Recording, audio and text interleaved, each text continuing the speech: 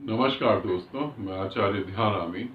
और यहाँ प्रश्न पूछा है कि गुरुदेव, मृत्यु के ठीक जैसे ही मृत्यु होती है उसके बाद क्या होता है? मृत्यु के ठीक कुछ समय बाद क्या होता है? बताना कोई बड़ी बात नहीं है, बताना तो आसान है, मगर तुम इस पर भरोसा कैसे करोगे? जब तक मरोगे नहीं, देखोगे नहीं, तब तक भरोसा कैसे करोगे? और मरने को तुम तैयार नहीं। बस जान लो, शब्दों को इकट्ठा कर लो, मरने को तुम कोई यहाँ पे कोई मरने को तैयार नहीं, और जबकि सभी को मरना है। मृत्यु के घटने के बाद क्या होता है, कुछ बातें बता रहा हूं, उसे समझिए।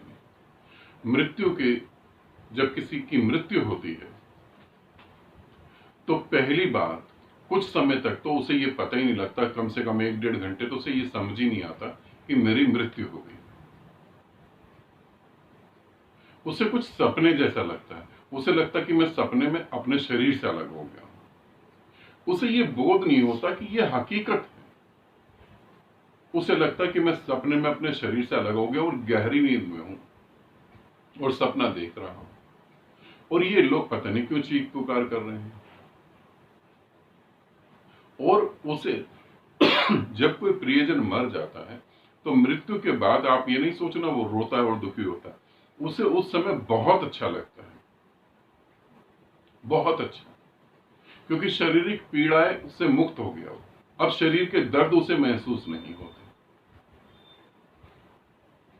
अब उसे वो मानसिक थकान और मानसिक टेंशन खत्म हो जाती है। वो उस मानसिक द्वंद से भी मुक्त हो जाता है, और वो ऐसा महसूस करता है कि बहुत ज्यादा अच्छा। तो इसीलिए उसे दुख महसूस नहीं होता, दर्द महसूस नहीं होता। तो कुछ समय तो उसे ये पता ही नहीं होता कि हुआ क्या है। फिर जब वो देखता है कि सब लोग रो रहे हैं, परेशान हो रहे हैं, तो वो अपने को जगाने की कोशिश करता है। अब जगाने के प्रयास में वो क्या करेगा? वो शरीर में जाने की कोशिश करता है। दूसरा दूसरा काम क्या करता है? वो अपने शरीर में एंट्री करता है। जब वो शरीर में एंट्री करता है तो शरीर के आर पार चला जाता है। तब उससे समझ आती है कि मेरे साथ क्या हो रहा है, मैं शरीर में जा क्यों नहीं पा रहा हूं। तब वो बहुत परेशानी को महसूस करता है कि मैं शरीर में जा क्यों नहीं पा रहा हूं। तीसरा काम तीसरा काम वो क्या करता है? अब वो जब अपने शरीर में नहीं जा पा रहा होता है तो वो अपने आसपास जो लोग बैठे होते हैं उनके शरीर में जाने की कोशिश करता है। इसीलिए हिंदू धर्म में बहुत जगह बहुत सारी बातें करी हैं कि डेड बॉडी के साथ कोई अकेला ना बैठे, डेड बॉडी के पास कोई लेटे नहीं, एक समूह होना चाहिए। तो उस समय क्या होता है, उस व्यक्ति का तीसरा कदम जो होता है वो ये होता है कि आसपास जो भी बैठा है उसके शरीर में घुसकर मैं किसी तरीके से ये बात को कह सकूं कि मैं जिंदा हूं, कि मुझे कुछ हुआ नहीं। जब वो इसमें भी असफल हो जाता है, जब वो इसमें भी असफल हो जाता है, क्योंकि उस समय जो होता है, यहां समझने की कोशिश करना, एक तरफ तो वो आत्मा या सूक्ष्म शरीर आपके शरीर में जाने की कोशिश कर रहा है, और आपके दिमाग में क्या चल रहा होता है। अगर आप उस समय शांत होते हैं तो आपको पता लग पाता है, मगर आप शांत नहीं होते तो उस समय क्या हो रहा होता है, आपको ये लग रहा होता है यार, जैसे जिस घर में डेथ हुई है उस घर की बताता हूं, उनको लगता है कि यार हमने इनके साथ बहुत गलत कर दिया, यार मैं ये करता तो ये शायद बच जाते, मैं ऐसा करता तो ये शायद ठीक हो जाते, मेरी डिसीजन की वजह से इनकी मृत्यु हुई। फिर और लोग जो घर घर के, अभी मैं परिवार का बता रहा हूं, परिवार के लोग सोचते हैं कि बहुत गड़बड़ हो गई, अब हम कैसे जिएंगे।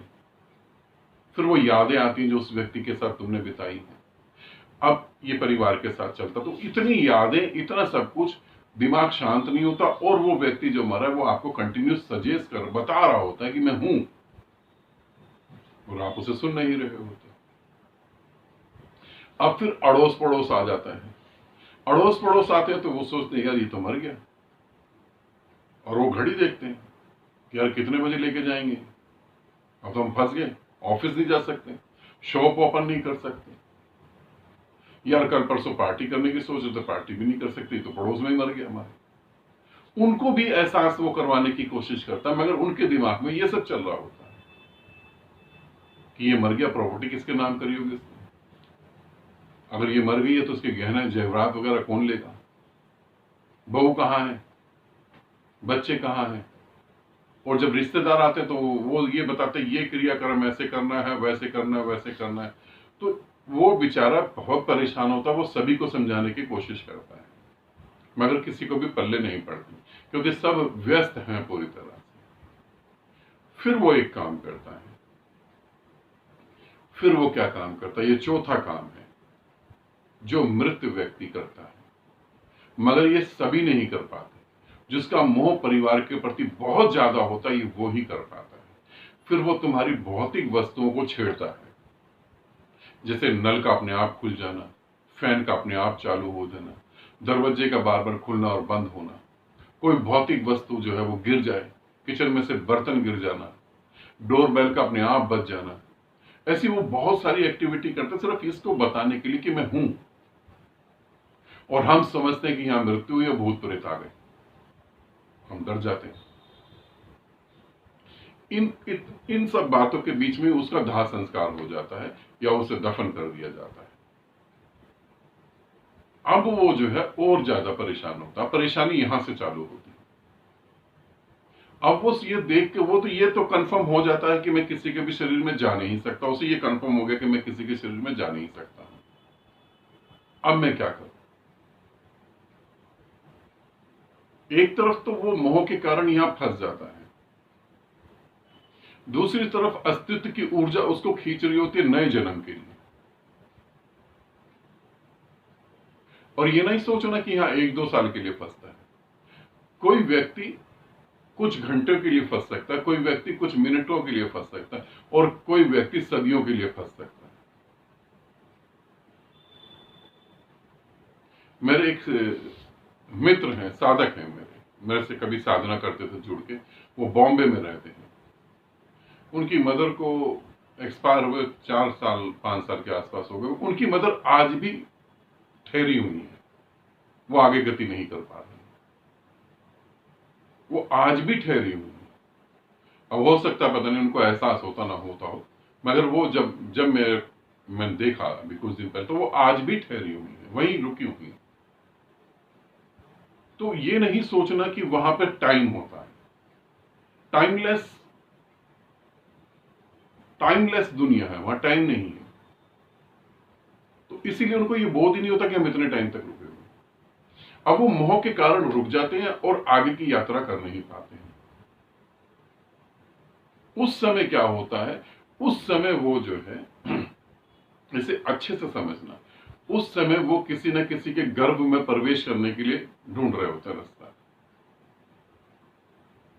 और जब वो गर्भ में प्रवेश करते हैं,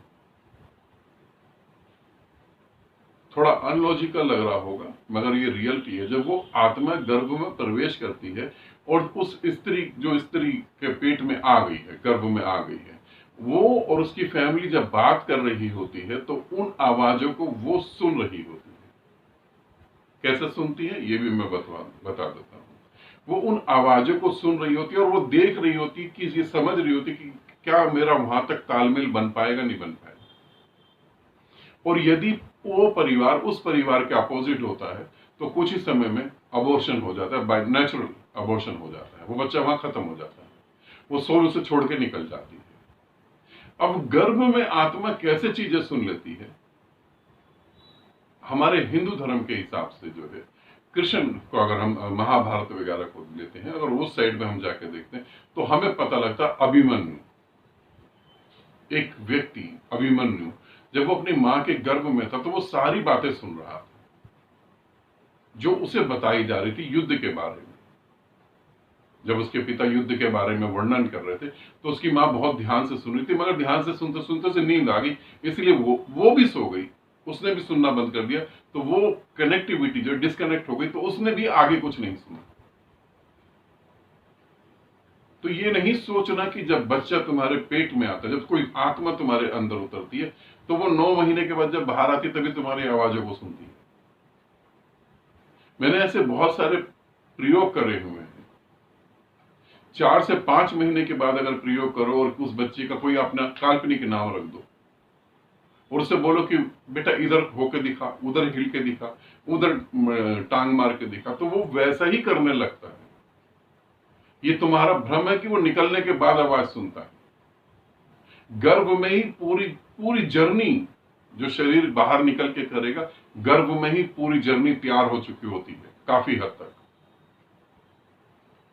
तो मृत आत्मा क्या क्या करती है ये मैंने बताया, ये कुछ ही समय की बातें होती जो ऐसा करती है। इसके अलावा भी बहुत कुछ है, मगर ये मुझे वीडियो बनाते वक्त भी लगता है ये तुम क्या फिजूल का पूछते हो और मैं क्या फिजूल का तुम्हें बताता हूं,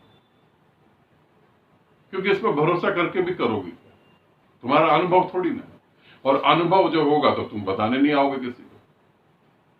मजेदार बात है ये। जिंदा बता नहीं पाता, जिंदा जान नहीं पाता, मरा बता नहीं पाता। जो जिंदा है उसने तो जाना ही नहीं, और जो मर गया है वो बताने नहीं आएगा। तुम्हारी जिज्ञासा के कारण जो सत्य है वो मैं बता रहा हूं, मगर तुम इसे समझ नहीं पाओगे जब तक तुम्हें अनुभव ना हो। अब ये ना कहीं करना कि अनुभव के चक्कर में कुछ उल्टा सीधा कर लो और जल्दी अनुभव हो जाए। ठीक है, सहज रूप से एक मृत्यु होती है जो प्राकृतिक सहज रूप से होती है, एक मृत्यु होती है जो साधना से होती है। साधना से जब मृत्यु होगी तब तुम्हें सारी चीजें दिखाई देंगी और तब तुम्हारा ये अनुभव होगा। ठीक, आनंदित रहो, सदा खुश रहो। बहुत बहुत प्रेम आप सभी को।